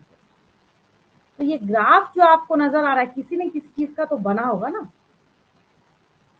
तो इस ग्राफ को हमने यहाँ पे प्लेस किया है। क्लोरोफिल को जब हमने क्या किया, क्लोरोफिल ए को देखा हमने कि भाई क्लोरोफिल ए का हम पूरा ना ग्राफ एनालाइज करके देखते हैं। क्लोरोफिल ए का जब हम ग्राफ एनालाइज करके देखते हैं तो हमें बोला अच्छा ये जो है ये सबसे अच्छा कहाँ काम कर रहा है। आप बोलेंगे अच्छा ये क्या कर रहा है, यहाँ जो ब्लू कलर है और यहाँ जो रेड कलर है इनके पास क्या है, ये सबसे अच्छा काम कर रहा है, मतलब इस वेवलेंथ में क्या है, ये सबसे अच्छा काम कर रहा है, ठीक है। तो क्लोरोफिल जो इतने सारे, क्लोरोफिल की इतनी सारी जो आपने वैरायटीज देखी, तो उतनी वैरायटीज के लिए आपके बुक में और एक ग्राफ अवेलेबल है जो कि अब अगर मैं आपको बताऊं बिल्कुल क्रिस्टल क्लियर समझ आएगा। ना समझ आए इसका तो सवाल ही नहीं उठता है, इतनी मेहनत मैंने करी है तो उसका कुछ तो फल देंगे आप लोग कि समझ जाएंगे फिर हम, है ना। तो यहाँ पे आगे जब हम लोग बात करते हैं, देखिए इसके आगे का मैं शो करती हूँ आपको, आपके एनसीईआरटी का जो पार्ट है, तो क्वेश्चन तो आपको वैसे भी उसी से आना है। चलिए ये ग्राफ जो है अब आपको समझ आएगा, इस ग्राफ की बात कर रहे हैं। एक ही देखते हम लोग पहले, बाकी सब समझ आ जाएगा। एक को समझा तो सारी सारी स्टोरी तो वैसे भी होगा, है ना। सबसे पहले एक ग्राफ को देखना है। अब इतना पता है सबको कि नीचे जो है वो वेवलेंथ है, नीचे वाला मैंने यहाँ पे नहीं लिया है, तो 400 से लेके 700 तक मतलब 400 to 700 वेवलेंथ जो है उसके रिगार्डिंग हम लोग यहाँ पे बात कर रहे हैं, ठीक है। ये बात तो मानी हुई है। अब इस ग्राफ को ना थोड़ा ध्यान से एनालाइज कीजिए। इस ग्राफ को जब आप ध्यान से एनालाइज करेंगे तो आपको एक बात का पता चलेगा, क्या, यहाँ पे आपके पास पिगमेंट्स है, क्या है, पिगमेंट्स है। और ये जो पिगमेंट्स है आपके पास, जानते हैं अभी अभी पढ़ा आपने, यहाँ पे 3 कलर्स का यूज जो है वो आपकी बुक में किया है। Chlorophyll A pigment is assign to blue colour, chlorophyll B green colour and carotenoids yellow colour.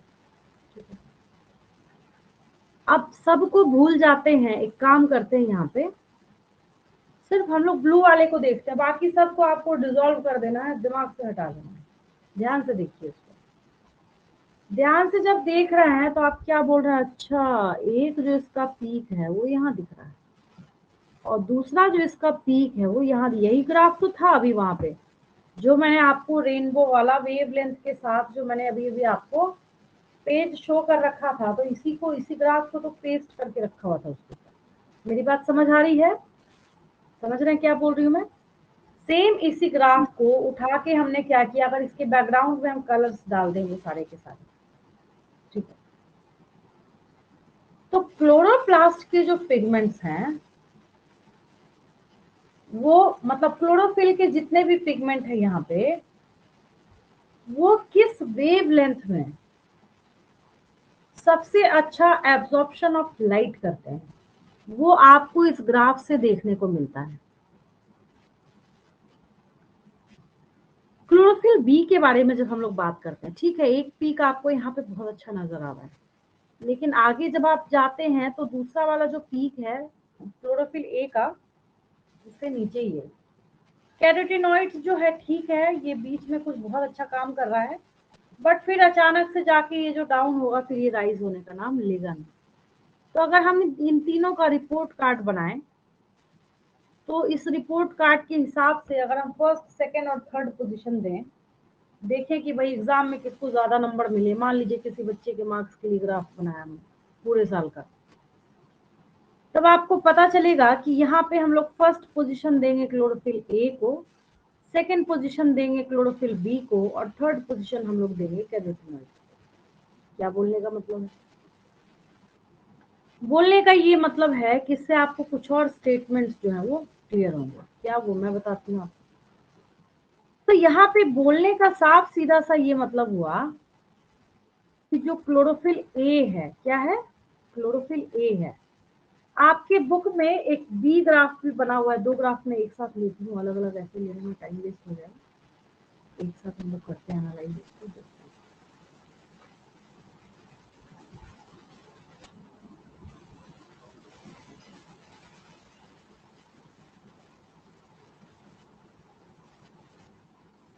दोनों को जब आप एक साथ देखेंगे तो आपको सारी स्टोरी जो है वो क्लियर हो जाएगी।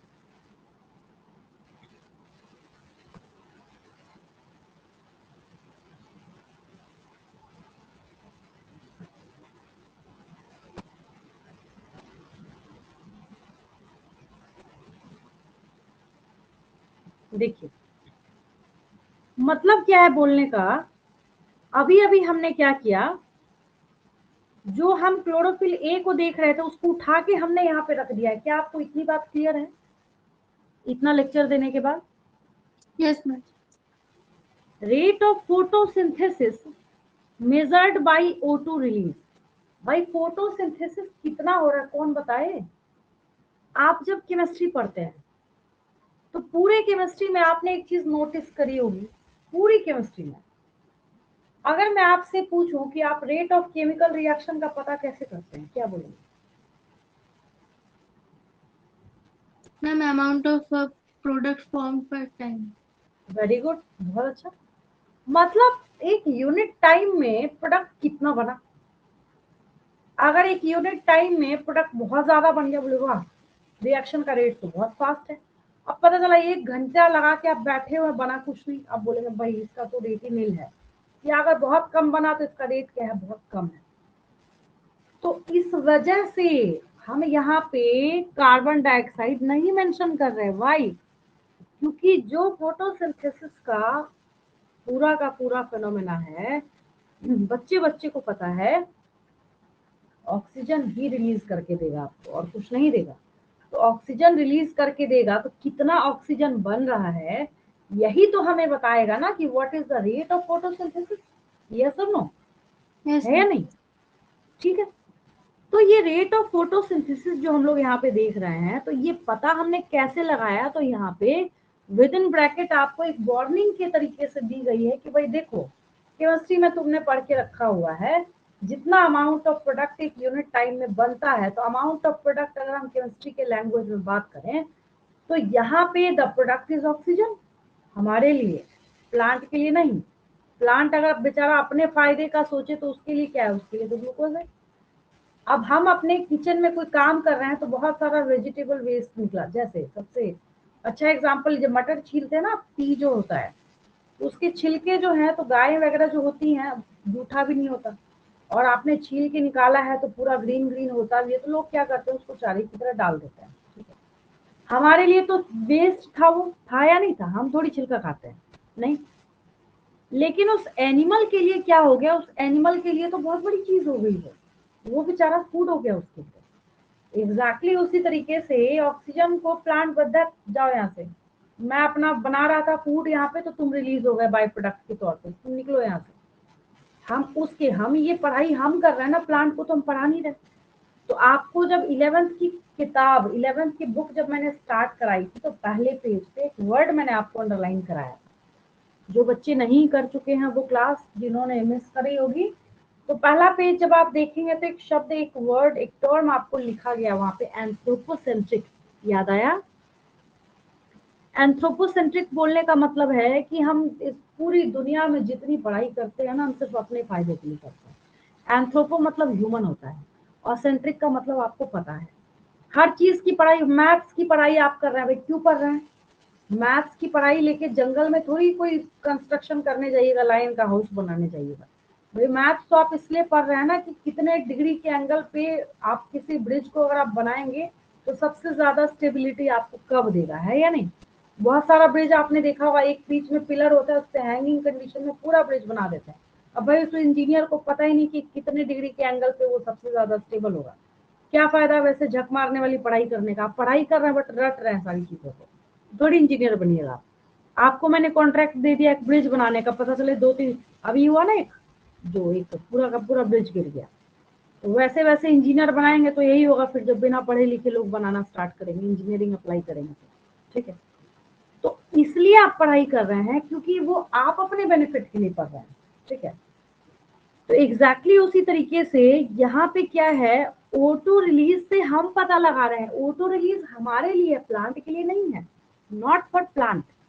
प्लांट के रिस्पेक्ट से अगर हम इसको पढ़ाई करते, उस बेचारे को अगर हम इतनी रिस्पेक्ट देते, तो इस ग्राफ को हम किस हिसाब से बनाते? The amount of glucose formed, yes और नो बताइए। हम रेट ऑफ फोटोसिंथेसिस इससे भी तो पता लगा सकते हैं ना भाई, कितना ग्लूकोज बनाया तुमने, उससे भी पता लगा सकते हैं। बट हम यहाँ पे पता किससे लगा रहे हैं? अमाउंट ऑफ O2 रिलीज, क्योंकि हमें इससे मतलब है, हमें इस ऑक्सीजन से मतलब है। ठीक है, तो हमने क्या किया, यहाँ पे इस ग्राफ को बनाया। तो यहाँ आपसे क्वेश्चन भी बोल सकते हैं और बताया भी जा रहा है, फ्रॉम फिगर 13.3a, फर्स्ट वाला जो इमेज है, can you determine the wavelength color of light at which chlorophyll A shows the maximum absorption? Does it show another absorption peak? बिल्कुल दिखा रहा है, एक पीक आपका यहाँ पे है, दूसरा पीक यहाँ पे। एक और चीज इंटरेस्टिंग, ये जो ग्राफ आपको यहाँ पे दिख रहा है ना, बी ग्राफ बी, ये ग्राफ बी हवा में से लेके नहीं आई मैं, ये जो क्लोरोफिल ए का जो ग्राफ है ना, इसको यहाँ पे उठा के चिपका दिया गया। अब देखिए ध्यान से, यस और नो? वही ग्राफ है, उसको रफ में यहाँ पे बनाया गया, ये कोई दूसरा ग्राफ नहीं है, उसको उठा के मैंने यहाँ पे रख दिया है। कह रहा है does it show another absorption peak at any other wavelength? बिल्कुल दिखा रहा है आपको। If yes, which one? किस वेवलेंथ पे आपको सबसे अच्छा दिख रहा है? तो जब आप देखने जा रहे हैं 680-700 के आसपास, हाँ 680 to 700 के आसपास, तो यहाँ भी आपको इसका पीक नजर आ रहा है। ठीक है, तो इसका क्या मतलब हुआ कि यहाँ पे ये बहुत अच्छा काम करता है। अब ये बोल रहा है now look at figure 13.3b, इसको देखिए, तो देखिए ना आप इतने देर से। ठीक है, showing the wavelengths at which maximum photosynthesis occurs in a plant, यानी कि हमने जो यहाँ पे ब्लू वाला पोर्शन देखा और हमने जो यहाँ पे ऑरेंज रेड वाला पोर्शन देखा, वो तो 680 to 700 नैनोमीटर के आसपास इस वेवलेंथ पे हमने फोटोसिंथेसिस करते हैं, at which there is maximum absorption of chlorophyll A, that is in the blue and the red regions. इतने देर से तो यही समझ रहे हैं हम लोग, सबसे ज्यादा कहाँ हो रहा है, ब्लू और रेड रीजन में, इसमें कोई डाउट है किसी को? ठीक है, सबसे तो आप यही देख रहे हैं कि सबसे ज्यादा इसका पीक कहाँ नजर आ रहा है, एक आपको ये ब्लू लाइट में नजर आ रहा है, दूसरा कहाँ आपको नजर आ रहा है, ये दूसरा आपको रेड कलर में नजर आ रहा है। ठीक है, तो ये दो चीजें आपने सीखी है अभी तक, तो एक आपको ब्लू कलर में दिखा और एक आपको कहाँ दिखा, रेड कलर में दिखा। Hence we can conclude that chlorophyll A is the chief pigment।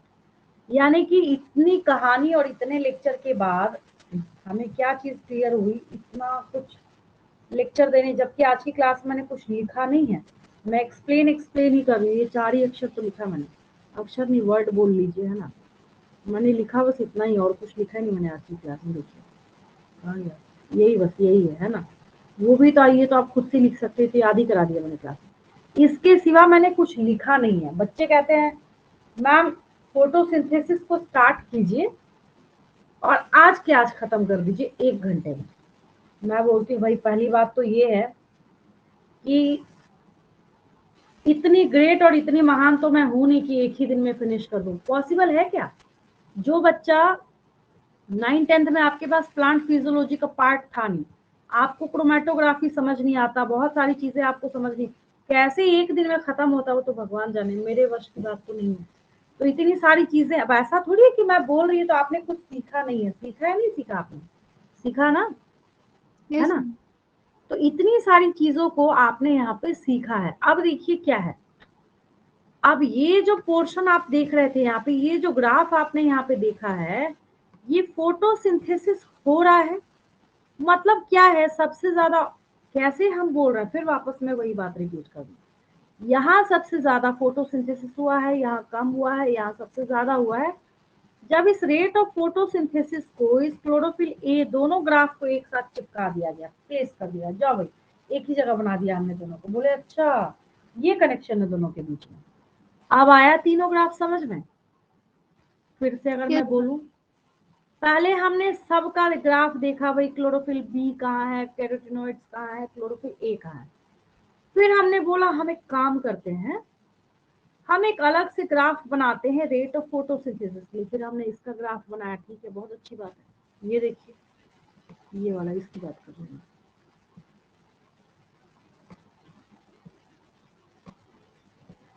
ये देखिए इसकी बात नहीं कर रहे।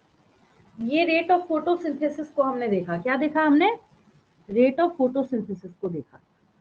रेट ऑफ फोटोसिंथेसिस को देखने के बाद हमने क्या किया, हमने बोला अच्छा रुक जाओ 1 मिनट, एक काम करते हैं, जो क्लोरोफिल ए वाला है, मतलब सबको इसके ऊपर प्लेस करके देखा। जब सबको इसके ऊपर प्लेस करके देखा तो हमने क्या बोला, अच्छा ये जो है रेट ऑफ फोटोसिंथेसिस, ये तो क्लोरोफिल ए के साथ मैच कर रहा है। जब क्लोरोफिल ए के साथ मैच कर रहा है, बोले अच्छा इसका मतलब क्या है, चीफ पिगमेंट क्या है, क्लोरोफिल ए है। तो अगर आज के बाद से आपसे कोई पूछे कि mention the chief pigment of any leaf, chlorophyll A होगा, वाई? तो इतने देर से तो यही लेक्चर आप लोग सुन रहे हैं, वाई, इसी का रीजन जो है इतने देर से आप सुन रहे हैं। मेरी बात क्लियर है? असाइनमेंट क्वेश्चंस लिख दूं मैं कुछ? आज भी अच्छा खासा पोर्शन आपने कवर कर दिया। मैंने मतलब एक होता नहीं कि पढ़ाने के पहले, क्लास स्टार्ट करने के पहले मुझे जैसा लगा था कि मैं एक ही ग्राफ एक्सप्लेन करती रह जाऊंगी, बट तीनों कर लिया कवर और आपको समझ भी बहुत अच्छे से आ गया। ठीक है, और अब असाइनमेंट क्वेश्चंस पे बढ़े हम मैम लोग, इसलिए लास्ट आप वाला चेक ग्राफ थोड़ा सा एक बार समझा देंगे? देखिए, फिर से देखिए, मैं बताती हूँ आपको। आप अभी खुद बताएंगे लास्ट वाला ग्राफ मुझे, ठीक है? इसको मैं थोड़ा जूम कर देती हूँ। ये ग्राफ किसका है,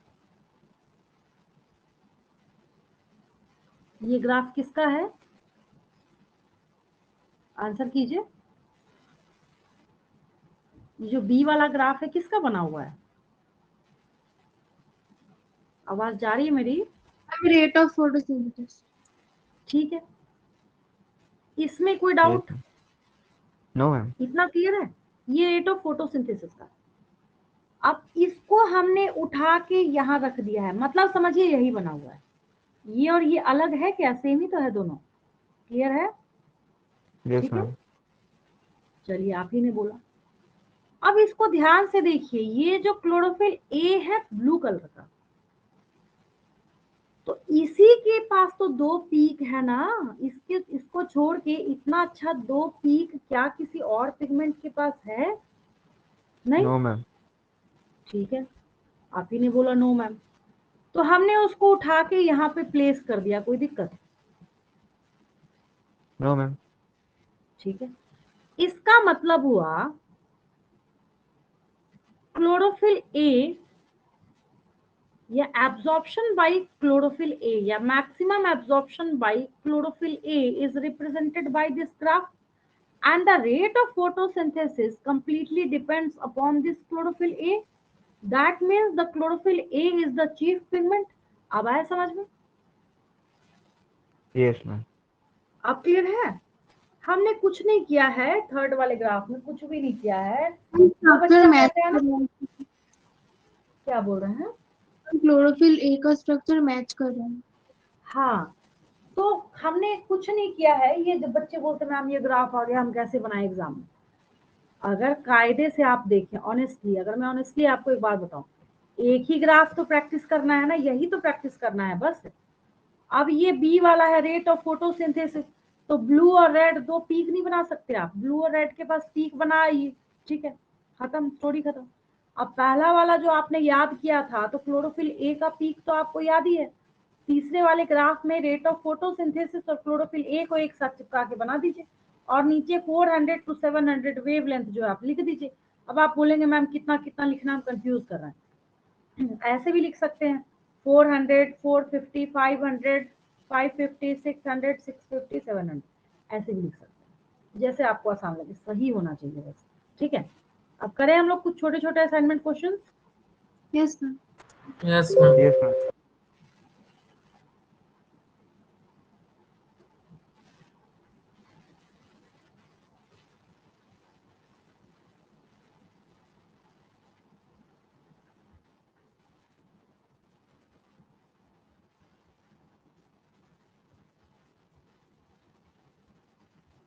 पहला क्वेश्चन आसान से ही स्टार्ट करते हैं, ऐसे तो सभी आसान हो गए समझने के बाद आपके।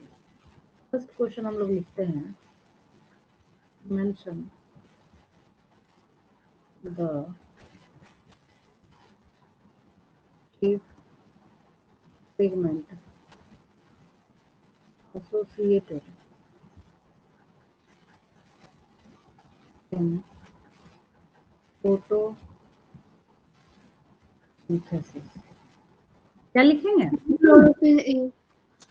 आंसर लिख दूं कि आप लिख लेंगे? हम लिख लेंगे। हाँ, अभी याद है, आज से कल तक में करेंगे तो याद रहेगा, अगर आप परसों पे छोड़ेंगे तो फिर आपके दिमाग से तो वैनिश ही हो जाएगा। ठीक है, कर लेंगे? मैं अभी लिख रहे हैं। चलिए ठीक है, बहुत अच्छी Yes, बात है। बच्चे सोच रहे हैं अच्छा इससे पहले कि उड़ जाए अभी के अभी लिख लेते हैं। ठीक है, चलिए ठीक है। तो चीफ पिगमेंट क्या हो गया? क्लोरोफिल ए हो गया। ठीक है, अगर आप अभी लिख रहे हैं तो और अच्छी बात है, लिखिए। देन एक क्वेश्चन आपको और खुद से करना है, डिफरेंशिएट बिटवीन, वो जो टेबल आपने है ना स्क्रीनशॉट लिया है, लिखा है, जो भी आपने किया है, बोलेंगे तो मैं फिर से शो कर दूंगी, उसको कर लीजिएगा। डिफरेंशिएट बिटवीन, बहुत इंपॉर्टेंट क्वेश्चन है ये। लाइट रिएक्शन कहाँ गया ये? Light reaction and dark reaction. ठीक है, डिफरेंशिएट कर लेंगे। अब आसान है yes, ना? ma'am. आराम से कर सकते हैं आप। लाइट रिएक्शन का NADPH ATP प्रोडक्ट है। डार्क रिएक्शन के बारे में जब हम लोग देखते हैं तो यहाँ पे प्रोडक्ट क्या, ग्लूकोज है। ऐसे छोटे छोटे डिफरेंसेस करके इसको करेंगे, एग्जाम के लिए बहुत इंपॉर्टेंट है। ग्राफ भी सारा ही इंपॉर्टेंट है, ऐसा नहीं कि मैं बोलूँ ये इंपॉर्टेंट है ये नहीं है, टीचर की मर्जी, सारी चीजें कॉम्प्लिकेटेड है, कुछ भी पूछ ले आपसे। लाइट रिएक्शन और डार्क रिएक्शन के बीच में डिफरेंशिएट कर लेंगे। ठीक है, एक और लिख लीजिए, which technique is used for separation of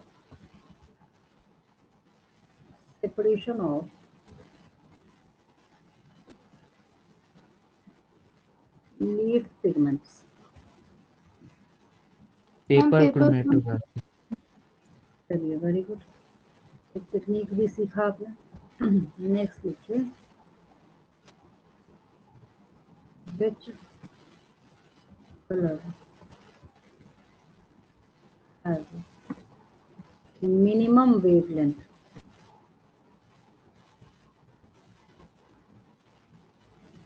जो रेनबो कलर आप लिखते हैं उसमें Violet. सबसे नीचे कौन सा होता है?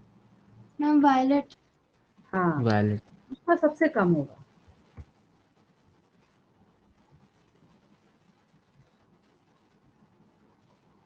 Mention the pigments at which chlorophyll A poses, समझ गए क्वेश्चन? इट्स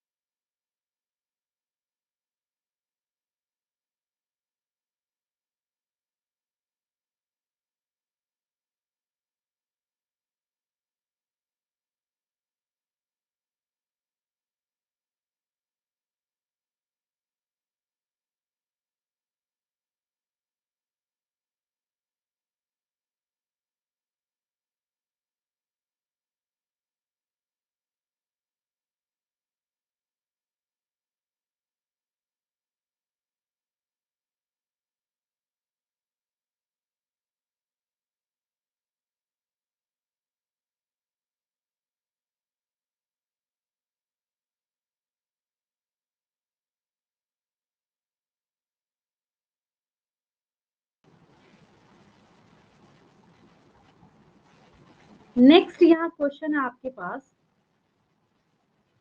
क्वेश्चन नंबर 5 के बारे में जब हम लोग बात करते हैं, mention the pigments at which chlorophyll A possess its peak. तो दो ही पीक है हमारे पास, एक ब्लू एंड ब्लू है और दूसरा कौन सा कलर है? रेड है। Red. ठीक है। 6th क्वेश्चन है यहाँ पे, how is the rate of photosynthesis measured?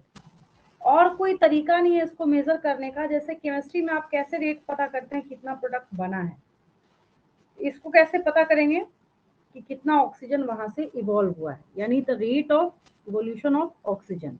ठीक है। 7th क्वेश्चन है, which pigment provides yellow colour? तो क्या लिखेंगे? ज़ैंथोफिल। क्या लिखेंगे? ज़ैंथोफिल। 8th क्वेश्चन है, represent a graph to show the absorption spectrum of chlorophyll A, B and carotenoids. अब आपको यहाँ पे ध्यान ये रखना है कि इस ग्राफ को पहले याद करना है, उतनी बार तब तक आपको प्रैक्टिस करना है जब तक आप इसको बिना देखे बनाने में कैपेबल नहीं हो जाते, उसके बाद आप इसको फिर कॉपी में बनाएं। 9th क्वेश्चन है, which reaction involves carbon reaction? तो इसके आंसर में क्या होगा? लाइट रिएक्शन होगा या डार्क रिएक्शन होगा? ठीक है। डार्क। हाँ। 10th क्वेश्चन लिख लीजिए यहाँ पे,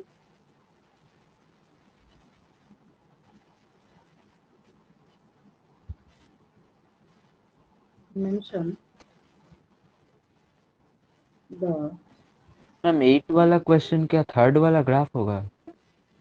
नहीं 8 में फर्स्ट वाला आएगा। एक बार ध्यान से क्वेश्चन देख, हाँ एक बार ध्यान से क्वेश्चन देखेंगे समझ आ जाएगा। तीनों पिगमेंट एक ही ग्राफ में तो शो किया हुआ है, ऐसे सोचिए, है या नहीं? एक ही तो ग्राफ है जिसमें तीनों पिगमेंट दिखा हुआ है। 10th क्वेश्चन है, ma'am. Mention the product of dark reaction. अब क्या हो जाएगा? ग्लूकोज। हाँ, लाइट रिएक्शन का मैंने पिछली क्लास में पूछ लिया, इसलिए आज की क्लास में मैंने डार्क रिएक्शन का दे दिया। ठीक है, कोई डाउट किसी को आज की क्लास में? No ma'am. क्लियर है बिल्कुल? Yes ma'am. चलिए लीव करूं मैं? Thank you. मैम थोड़ा सा रुक जाइए मैम, लास्ट 2 क्वेश्चंस लिख लूँ। हाँ, लिख लेना।